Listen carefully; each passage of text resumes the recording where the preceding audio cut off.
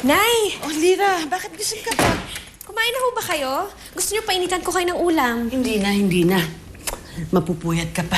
Ako na lang mamaya. O, kamusta yung lakad mo sa eskwela kanina? Ho, Nay, ano raw eh. Hindi na daw po ako pwedeng pumasok ulit. Kasi nag-exceed na daw po ako sa number of absences. Hindi ba excuse yun? Kasi inoperahan ka, nag-heart transplant ka. Ano raw, marami na raw ho akong na-miss. Hindi na daw ako makakahabol. Ah, ganun ba?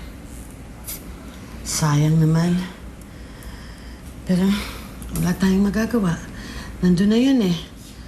Di bale, next sem ka na lang pumasok ulit, ha? Huwag ka na malungkot. Teka. Yung eskwelahan, hindi mawawala yon. Pero ikaw, muntik ka nang mawala. Pwede mong mamiss yung pag-aaral. Pero ang mahalaga, buhay ka. Nandito ka, kasama pa kita.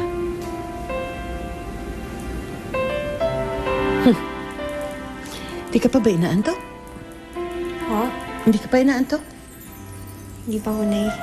Halika, magkwentuhan muna tayo. Sige ho. Sige. Ano ikukwento mo sa akin? Kando nga.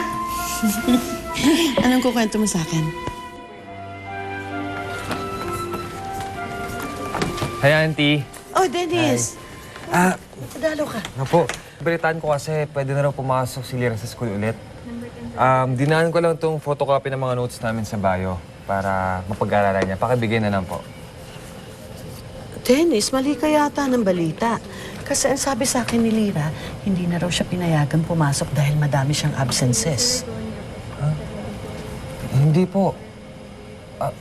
Sabi sa akin nung sekretary ng Dean namin, sabi ni Dean Alvarez, pwede na raw pumasok si Lira sa school ulit. Actually, kasama nga niya si Miss Saavedra nung naging choir siya eh. Kasama niya si Roxanne sa school? Opo. Hindi ko pa ba alam?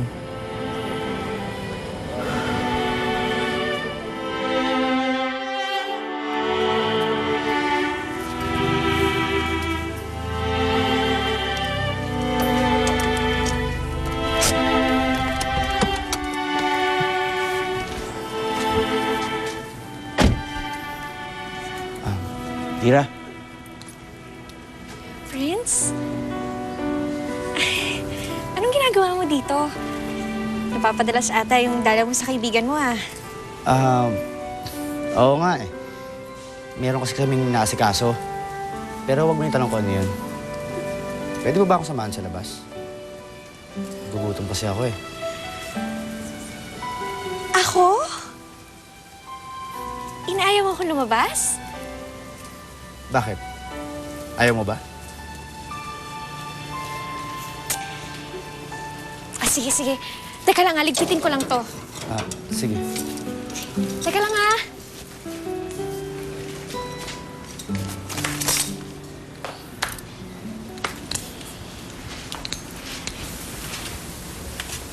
Oy, sino ka? Anong ginagawa mo dito, ha?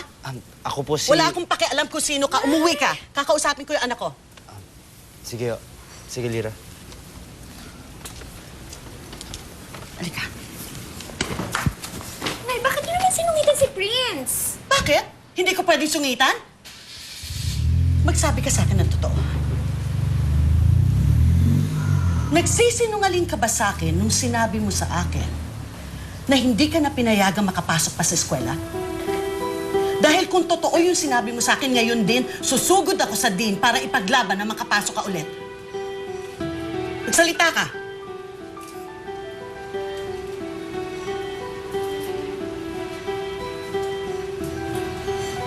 Sorry po, Nay. Sorry po kung nagsinungaling po ako sa inyo kagabi. Opo, pinayagan po ako ulit na pumasok sa school.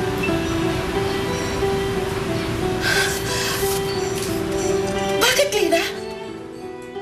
Bakit nagsinungaling ka na naman sa akin?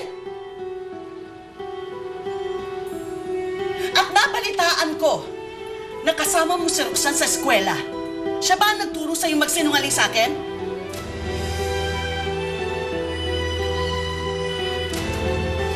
Hinahamon talaga ako ng babae niya.